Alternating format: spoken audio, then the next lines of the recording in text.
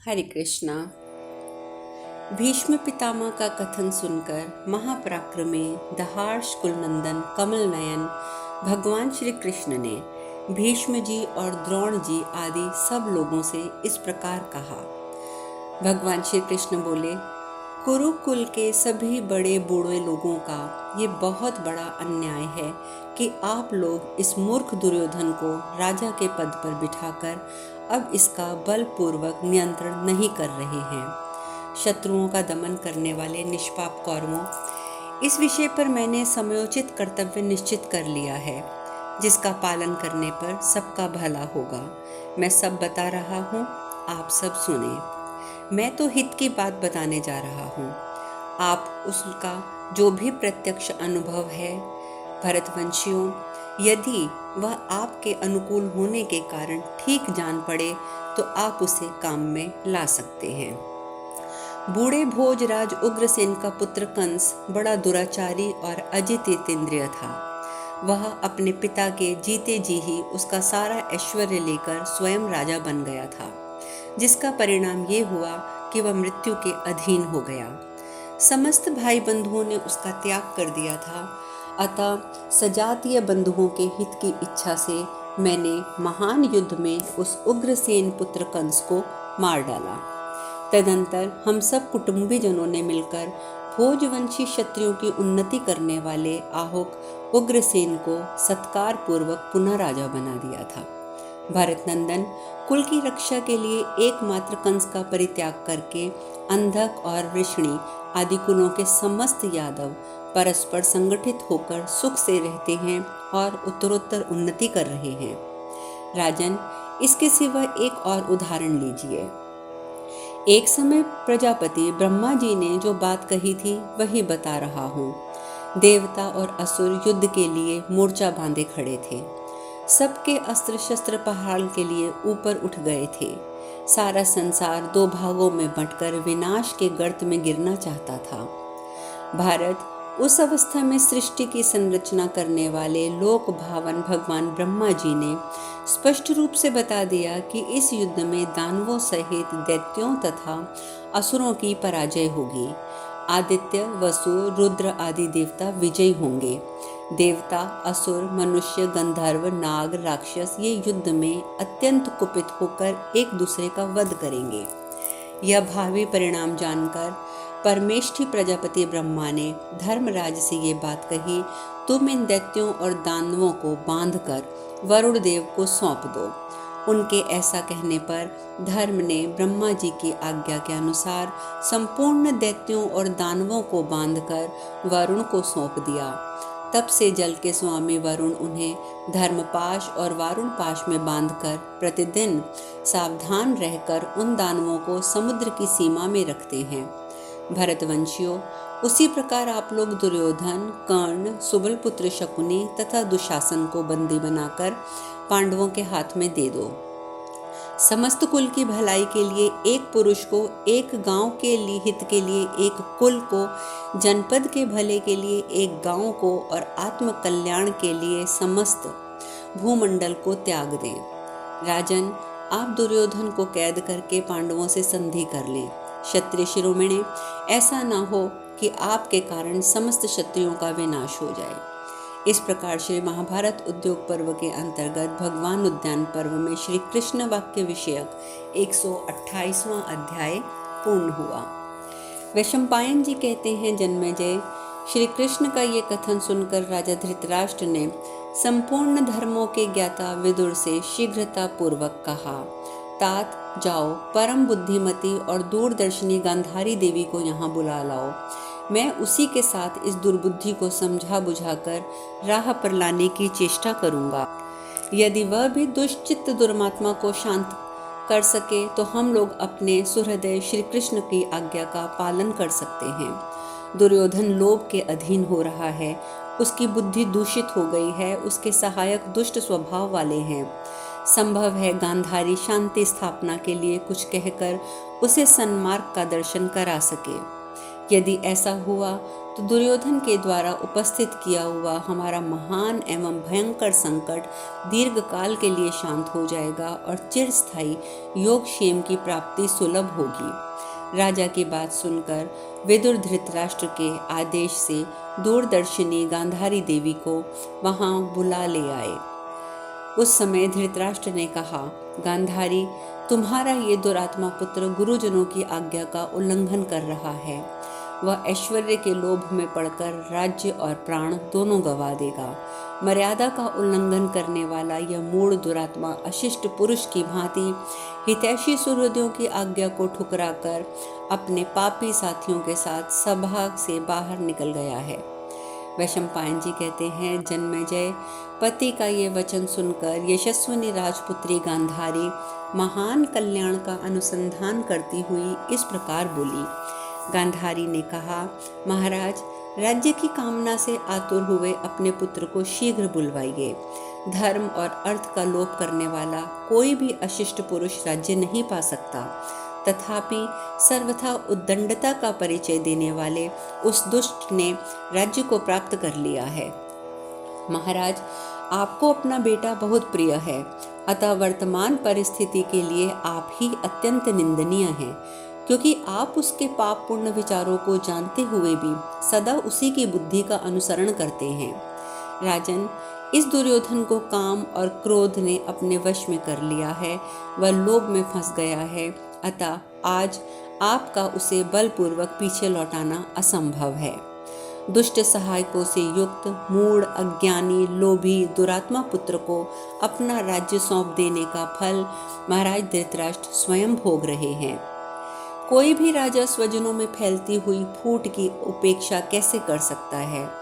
राजन, स्वजनों में फूट डालकर उनसे विलग होने वाले आपकी सभी क्षत्रिय और सभी शत्रु हंसी उड़ाएंगे। महाराज, जिस आपत्ति को साम और भेद नीति से पार किया जा सकता है, उसके लिए आत्मीयजनों का दंड का प्रयोग कौन करेगा? वैशंपायन जी कहते हैं, जन्मेजय, पिता धृतराष्ट्र के आदेश और माता गांधारी की आज्ञा से विदुर असहिष्णु दुर्योधन को पुनः राजसभा में बुलाकर ले आए। दुर्योधन की आंखें क्रोध से लाल हो रही थीं। वह फुफकारते हुए सर्प की भांति लंबी लंबी सांसें खींचता हुआ माता की बात सुनने की इच्छा से राजसभा में पुनः प्रविष्ट हुआ।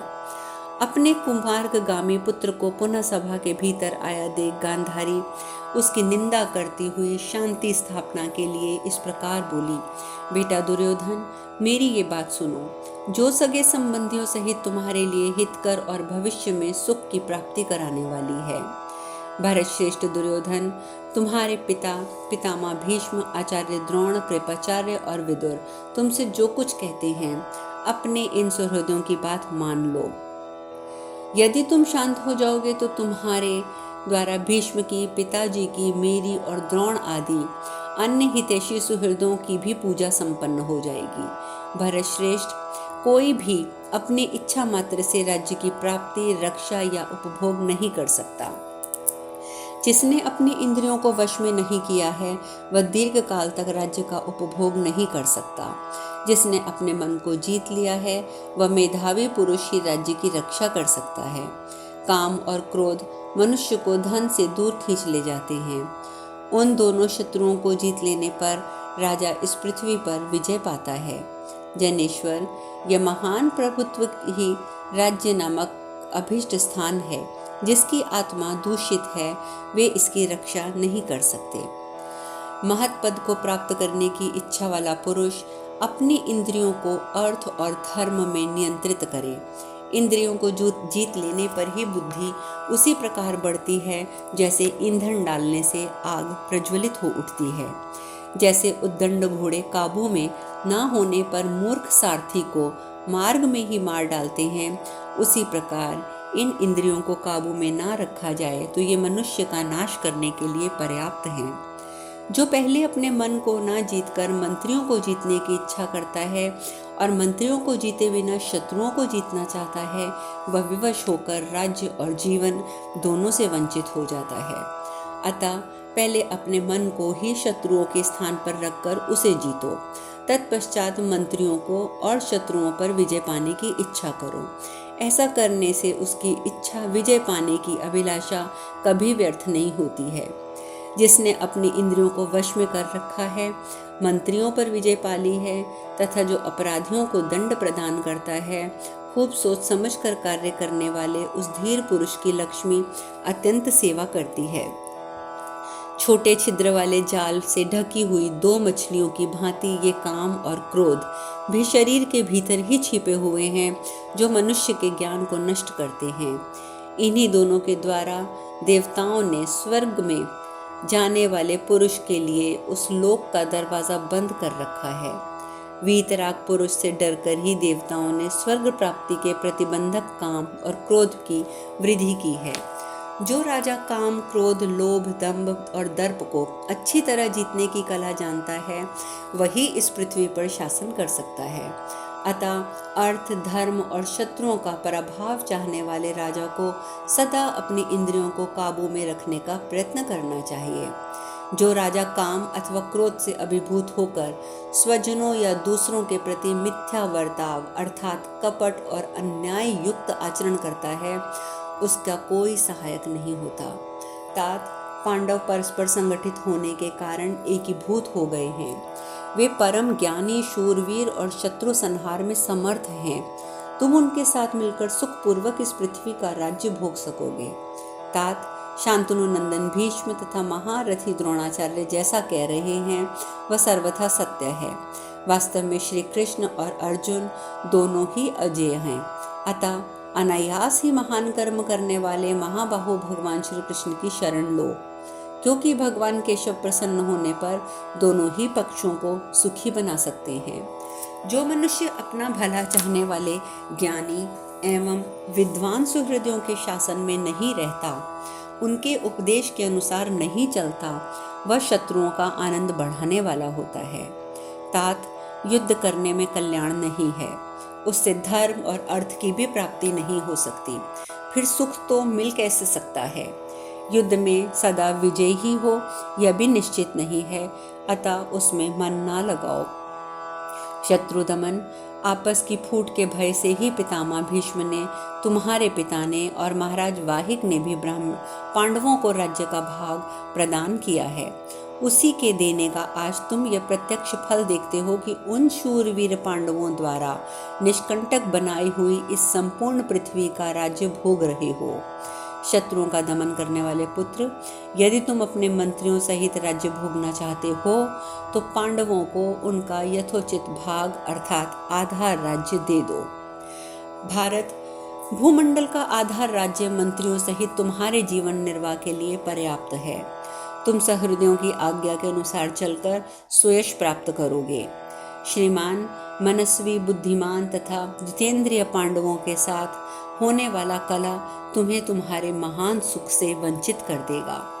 भरत श्रेष्ठ, तुम पांडवों को उनका राज्य भाग देकर सुहृदयों के बढ़ते हुए क्रोध को शांत कर दो और अपने राज्य का यथोचित रीति से शासन करते रहो।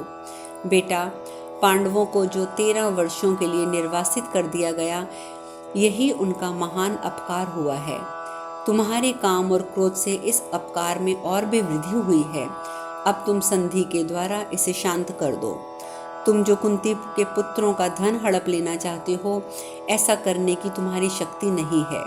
क्रोध को दृढ़ता पूर्वक धारण करने वाला सूत पुत्र कर्ण और तुम्हारा भाई दुशासन, ये दोनों भी ऐसा करने में समर्थ नहीं हैं।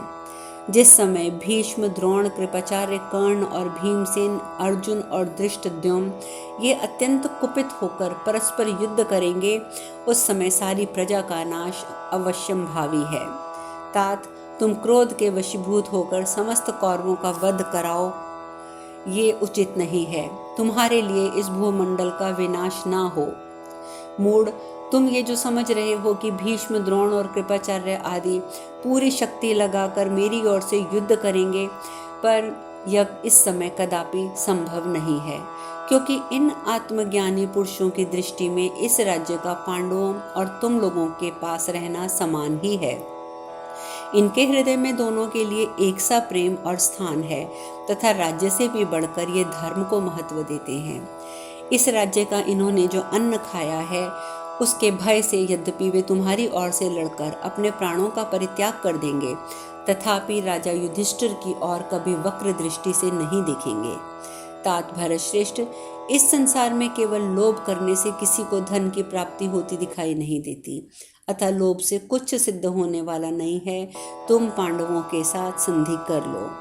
इस प्रकार उद्योग पर्व के अंतर्गत भगवान उद्यान पर्व में गांधारी वाक्य विषयक 129वां अध्याय पूर्ण हुआ। वैशंपायन जी कहते हैं, जन्मेजय, माता के कहे हुए उस नीति युक्त वचन का अनादर करके दुर्योधन पुनः क्रोध पूर्वक वहां से उठकर उन्हीं अजितात्मा मंत्रियों के पास चला गया। तत्पश्चात सभा भवन से निकलकर दुर्योधन ने दूत विद्या के जानकार सुबलपुत्र राजा शकुनी के साथ गुप्त रूप से मंत्रणा की। उस दिन दुर्योधन, कर्ण, सुबलपुत्र शकुनी और दुशासन, इन चारों का निश्चय इस प्रकार हुआ। वे परस्पर कहने लगे, शीघ्रता पूर्वक प्रत्येक कार्य करने वाले श्री कृष्ण राजा धृतराष्ट्र और भीष्म के साथ मिलकर जब तक हमें कैद करें, उससे पहले हम लोग ही बलपूर्वक इन पुरुष सिंह ऋषिकेश को बंदी बना लें, ठीक उसी तरह जैसे इंद्र ने विरोचन पुत्र बलि को बांध लिया था। श्री कृष्ण को कैद हुआ सुनकर पांडव दांत तोड़े हुए सर्पों के समान अचेत और हतोत्साहित हो जाएंगे। ये महाबाहु श्री कृष्ण ही समस्त पांडवों के कल्याण साधक और कवच की भांति रक्षा करने वाले हैं। संपूर्ण यदुवंशियों के शिरोमणि तथा वरदायक इन श्री कृष्ण को बंदी बना लिया जाने पर सोमकों सहित सब पांडव उद्योग शून्य हो जाएंगे। इसलिए हम यही शीघ्रता पूर्वक कार्य करने वाले केशव को राजा धृतराष्ट्र के चीखने चिल्लाने पर भी कैद करके शत्रुओं के साथ युद्ध करेंगे। विद्वान सात्विकी इशारे से ही दूसरों के मन की बात समझ लेते हैं। वे उन दुष्टित पापियों के उन पापपूर्ण अभिप्राय को शीघ्र ही ताड़ गए।